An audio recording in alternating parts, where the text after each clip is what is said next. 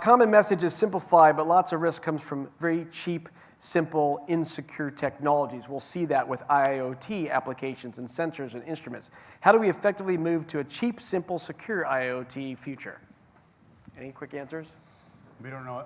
If anyone tells you what that IoT future looks like, it's not been invented yet. They're still trying to put the old paradigm on. So I think it would be great to have people on the Open Automation Forum security track. There's two of us. Yeah. But two of us with big checkbooks on big companies that are facing this problem. So if you want to sell stuff to us, they could drive some change. One of the big ubiquitous IoT issues, I think, is that by the time the thing hits the market, they stop making it.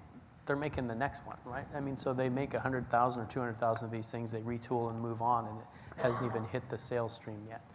And so we're seeing just egregious, hard-coded passwords and telnet. Your go home and try to telnet into your Blu-ray player.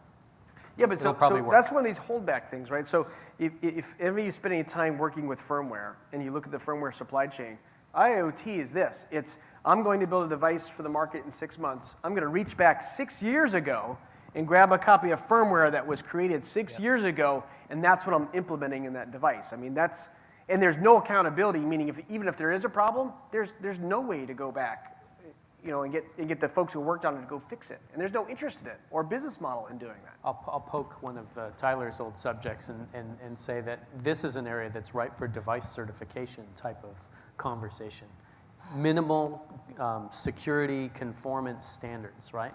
Otherwise, you don't get a sticker that says you're allowed to plug it in the wall. So there's lots of efforts happening. TUV and other people who have done safety in traditional areas are starting to bring their regimes to bear. ISA Secure exists. Is it going to work? I mean, do you think the environment is going to adopt that?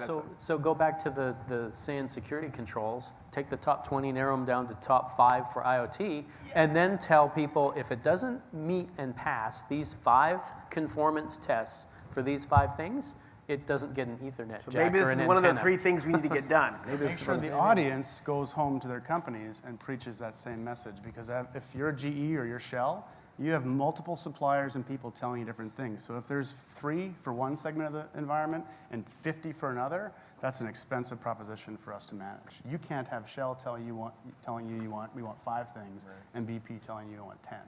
And I think it's real important to realize, much like we talked about convergence between IT, OT, and maybe ET, whatever that's going to be, IoT is coming whether we like it or not. And so we have to find a way through the culture of, we can't adopt this, we can't put it into our plants, we can't plug them in because we don't trust them. The same way, we'll always find new ways to hurt people in a refinery. Somehow that happens, but yet we find better ways of making certain that we don't hurt people. I mean, safety today is way better than it was 20 years ago.